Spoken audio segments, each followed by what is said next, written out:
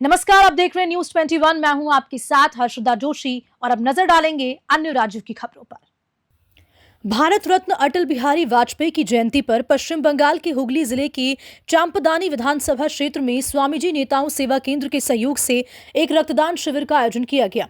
इस शिविर में सैकड़ों रक्तदाताओं ने अपनी बहुमूल्य रक्तदान किया और समाज में मानवता का संदेश दिया। इस अवसर पर प्रदेश बीजेपी अध्यक्ष सुकांत मजूमदार ने ममता बनर्जी की सरकार पर जमकर निशाना साधा। उन्होंने कहा कि ममता सरकार के वोट बैंक की राजनीति के कारण राज्य के कई जिलों में रोहिंग्याओं को बसाया गया है। उन्होंने उदाहरण देते हुए कहा कि मालदा, मुर्शिदाबाद और दक्षिण 24 परगना जैसे इलाकों में रोहिंग्याओं की बसावट की जा रही है और दक्षिण 24 परगना के तृणमूल नेताओं शाहजहां अली और शौकत मुल्ला के नामों का हवाला दिया। सुकांत मजूमदार ने बांग्लादेश के नेताओं पर भी तंज कसते हुए कहा कि वे भारत के खिलाफ अनावश्यक बयानबाजी कर रहे हैं। उन्होंने बांग्लादेश के नेताओं को चेतावनी दी है कि यदि हम हैं तो उन पर भारी पड़ने में कोई कसर नहीं छोड़ेंगे। हुगली से लाल बाबू तिवारी की रिपोर्ट।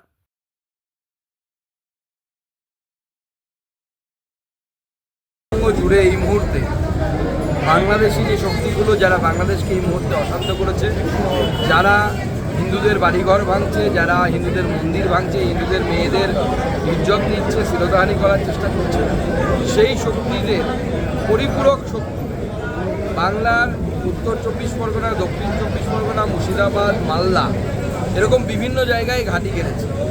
আপনি যে কামালগাজী থেকে যে রাস্তার কথা বললেন, সেই রাস্তা তার মধ্যেই পড়ে এবং বিএসএফের ক্যাম্প নেই নয়, বিএসএফকে ক্যাম্প করতে দেওয়া হচ্ছে না।